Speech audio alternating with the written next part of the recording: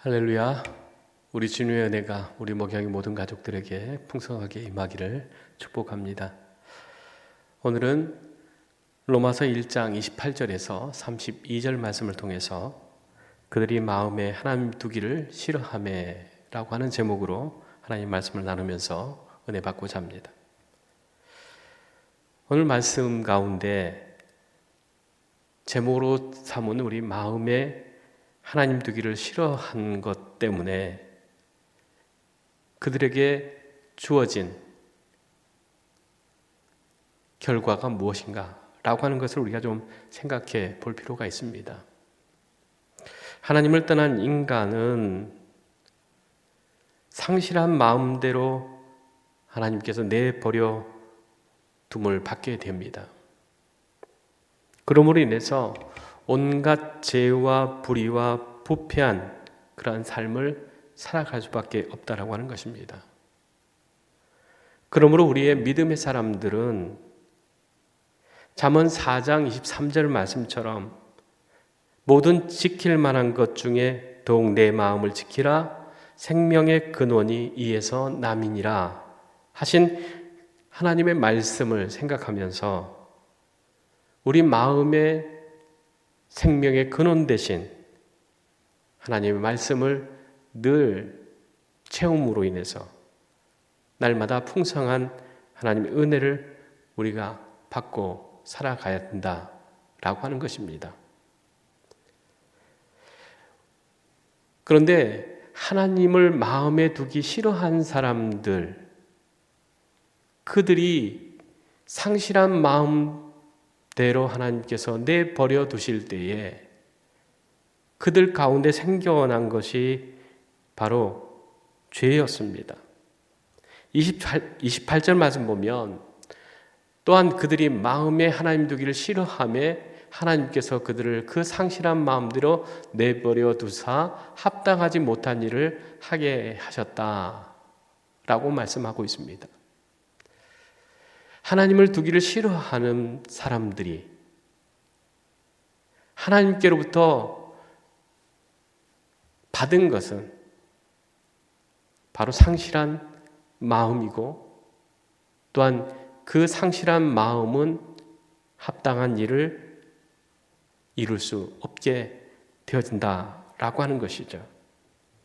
그래서 하나님을 마음에 두기 싫어한다라고 하는 그 표현은 단지 불신앙이나 불순종을 의미하는 것이 아니라 그 마음의 주인의 자리를 하나님께 내어드리지 않고 자기가 스스로 마음의 주인이 되어져서 자기 원하는 대로 살아가는 삶을 살게 되어진다라고 하는 것을 말씀하고 있습니다.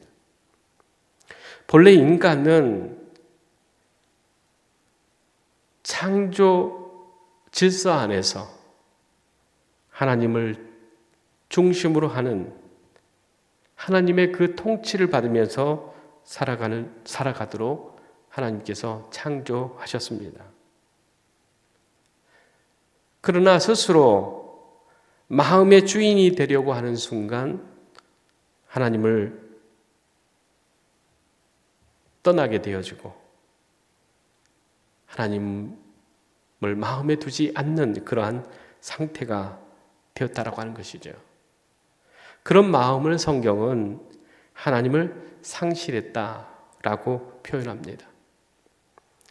하나님을 상실한 마음은 어떠한 상태가 되어질까요?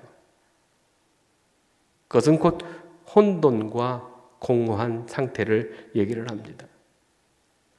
하나님을 창조하실 때, 하나님이 천지를 창조하실 때 세상은 어떠한 것이었냐면 바로 혼돈과 공허가 흑암의 깊음 속에 있었다고 하는 것이에요.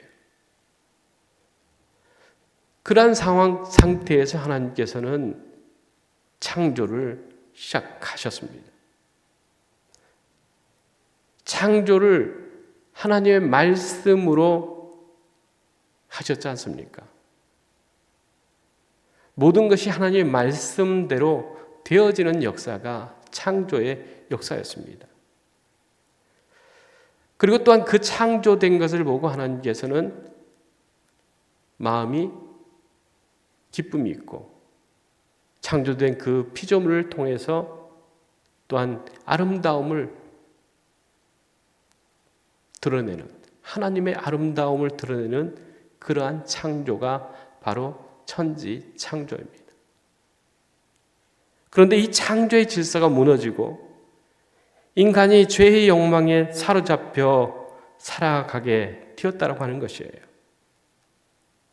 그것이 바로 하나님과 같이 되고자 하는 그러한 죄 때문이었다라고 하는 것입니다. 하나님과 같이 되고자 하는 그 죄 때문에 죽음과 저주, 또 혼돈과 공허한 삶을 살아가게 되어졌고 끝내는 자기의 형제를 돌로 쳐 죽이는 살인 사건까지 벌어지게 되어진 것 아니겠습니까? 하나님이 없는 삶, 하나님을 마음에 두기를 싫어하는 사람의 삶이 바로 공허하고 허무하며 또 어두운 그러한 마음의 상태가 되어진다라고 하는 것을 우리는 깨달아야 됩니다. 그래서 하나님 두기를 싫어하는 사람들의 그 삶이 어떠한가라고 하는 것을 우리는 좀 보아야 하겠습니다. 첫 번째는 불의와 추악과 탐욕이 가득하게 되어진다라고 하는 것입니다. 29절 말씀 보면 곧 불의, 추악, 탐욕, 악의가 가득한 삶을 살아가게 된다라고 하는 것입니다. 불의라고 하는 것이 무엇입니까? 하나님의 의를 거부하고 자기 이익을 최우선으로 삼는 삶을 얘기합니다. 또 추악이라고 하는 것은 타락한 인간에게서 나타나는 더러운 죄악을 얘기를 합니다. 그래서 잠언 6장 17절에서 19절 말씀 보면 곧 교만한 눈과 거짓된 혀, 무지한 자의 피를 흘리는 손과 악한 괴교를 꾀하는 마음과 빨리 악으로 달려가는 발과 거짓을 말하는 망령된 증인과 및 형제 사이를 이간하는 자니라 이렇게 말씀합니다. 타락한 인간에게 나타나는 더러운 죄악들이 이러한 것이라고 하는 겁니다. 손도 혀도 마음도 발도 결코 의로운 것과는 전혀 거리가 먼 그러한 삶을 살아가게 되어진다고 하는 것입니다. 그래서 하나님이 미워하시는 그 악한 일들을 하게 된다라고 하는 것입니다. 탐욕은 또 무엇입니까? 끝없이 채워지지 않는 욕망이 탐욕입니다. 그런데 골로새서 3장 5절 말씀에는 탐욕을 이렇게 얘기합니다. 사욕과 악한 정욕과 탐심이니 탐심은 그 탐욕은 우상 숭배다라고 말씀합니다. 하나님 없이 살아가는 삶, 그러한 삶은 곧 탐욕이고 또한 탐욕은 탐심이고 탐심은 곧 우상 숭배다라고 하는 것을 말씀해 주고 있습니다. 두 번째로는 시기와 살인과 분쟁과 또한 악독, 시기가 가득한 그러한 삶을 살아가게 된다라고 하는 것입니다. 29절 말씀 보면 시기, 살인, 분쟁, 사기, 악독 그러한 것이 가득한 자다 말씀합니다. 여기서 시기는 다른 게 아니에요. 다른 사람들의 선을 미워하는 것이 시기입니다. 또 살인은 사람을 죽이는 죄 아닙니까?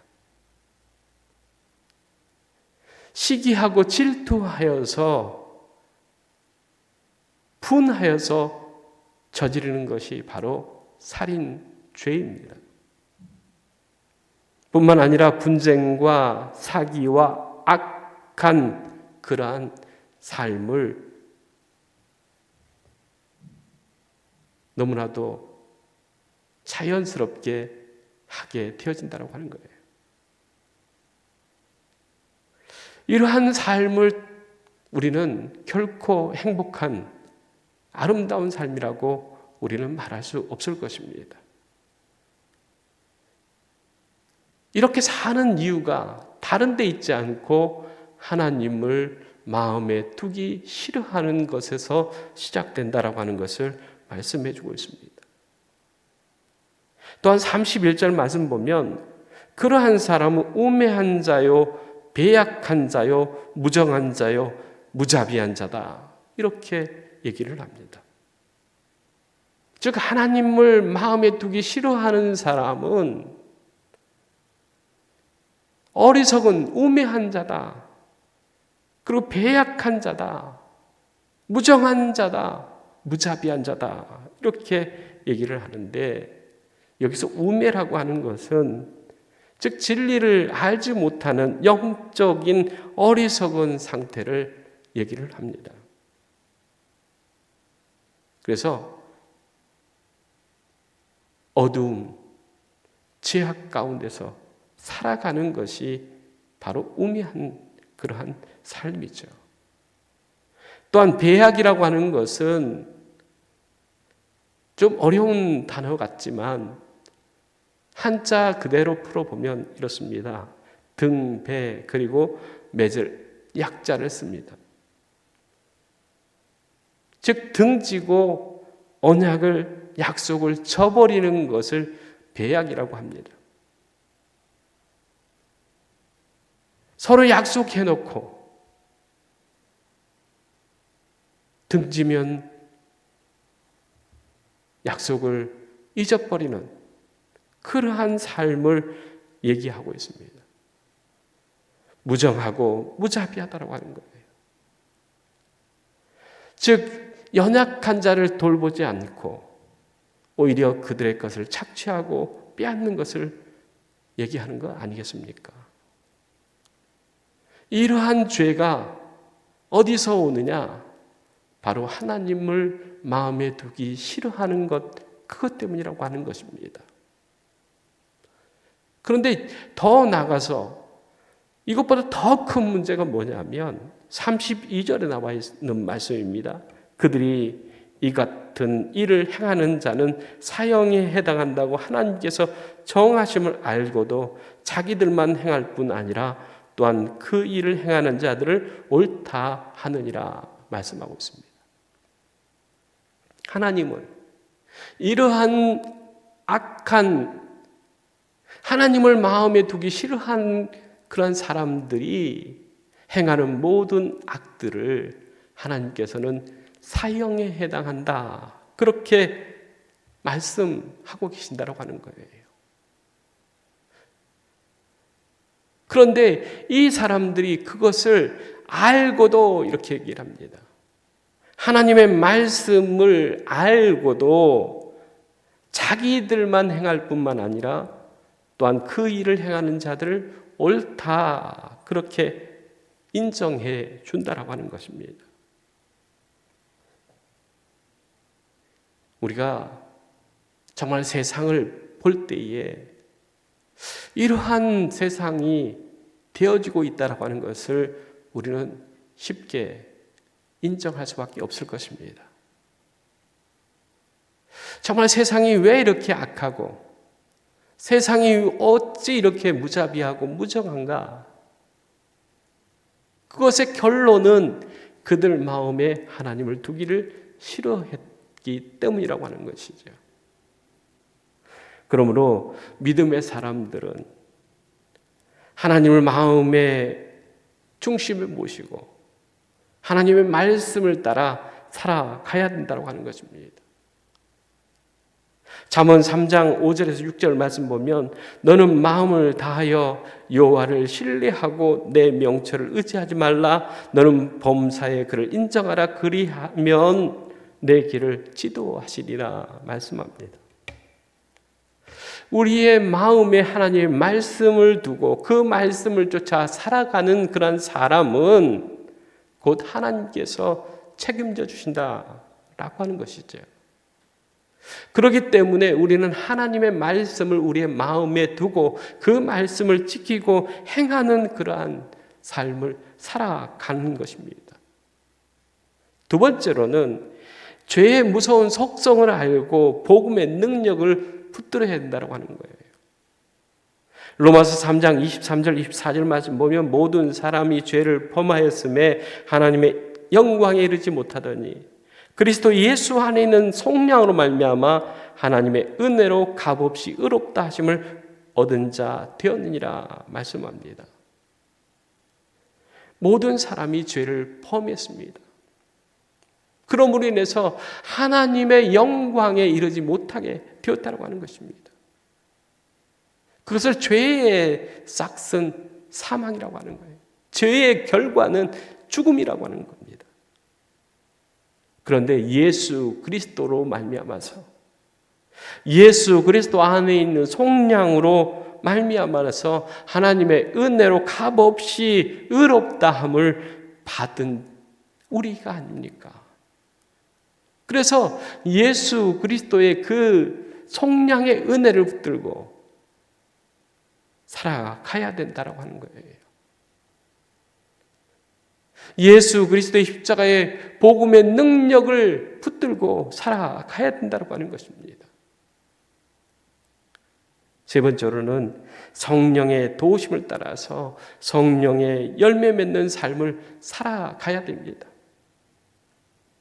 하나님을 마음에 두기 싫어하는 사람들과 같지 아니하고 하나님의 말씀을 늘 가까이 하고 그 말씀 붙들고 살아갈 뿐만 아니라 복음의 능력, 하나님의 그 은혜를 늘 붙들고 살아가는 삶을 통해서 하나님께서 기뻐하시는 성령의 열매를 맺는 그러한 삶을 우리가 살아가야 된다고 하는 것입니다. 갈라디아서 5장 21절 말씀은 이렇게 말씀합니다. 오직 성령의 열매는 사랑과 희락과 화평과 오래 참음과 자비와 양선과 충성과 온유와 절제니 이 같은 것을 금지할 법이 없느니라 말씀합니다. 즉 하나님의 말씀대로 하나님의 뜻대로 살아가고자 하는 그 사람들에게는 성령의 능력을 늘 의지하고 인도하심을 받는 그 믿음의 사람들에게는 성령의 사람들에게는 하나님께서 주시는 열매를 맺게 되어진다고 하는 것이죠. 그것은 내가 맺는 것이 아니라 하나님의 은혜 가운데 살아가면 우리가 참 포도나무에 접붙임 받고 있으면 붙어 있으면 열매는 자연히 열려지게 되었다고 하는 것이죠. 복음으로 살아가면 성령의 인도하심 따라 살아가면 성령의 열매는 저절로 맺어지는 거예요. 우리 목양의 모든 가족들, 우리 마음에 정말 하나님의 말씀을 쫓아 살아가는 그러한 믿음의 사람들 아닙니까? 믿음으로 살아간다라고 하는 것은 곧 죄의 그 속성을 알고 죄의 그 무서운 결과를 알고 있기 때문에 우리는 예수 그리스도의 보혈의 피를 의지할 수밖에 없고 그 십자가의 복음의 능력으로 살아갈 수밖에 없다고 하는 것을 우리는 너무나 잘 알지 않습니까? 그래서 우리가 정말 하나님의 말씀을 우리의 마음에 두고 그 말씀 쫓아서 살아가는 삶을 통해서 하나님 주시는 은혜를 통하여서 맺어지는 성령의 열매를 풍성하게 맺어가는 우리 목양의 모든 가족들 되어지기를 간절히 주의 이름으로 축원합니다. 기도하겠습니다. 사랑의 하나님, 참 감사합니다. 세상은 그 마음에 하나님 두기를 싫어하기 때문에 하나님과 원수되는 삶, 하나님께서 싫어하고 미워하는 그러한 삶을 살아갈 수밖에 없습니다. 그러나 우리 목양의 모든 가족들은 하나님의 말씀이 진리이고 생명인 것을 믿고 하나님 말씀 따라서 살아가기를 소원하면서 복음의 능력으로 거듭남의 은혜로 하나님 주시는 성령을 쫓아서 살아가는 삶을 통해서 성령의 풍성한 열매를 맺게 하시고 성령의 열매를 통해서 그리스도를 세상에 증거하고 나타내는 복된 삶을 살아가는 우리 목양의 모든 가족들 다 되게 하여 주시옵소서. 예수님의 이름으로 기도하옵나이다. 아멘.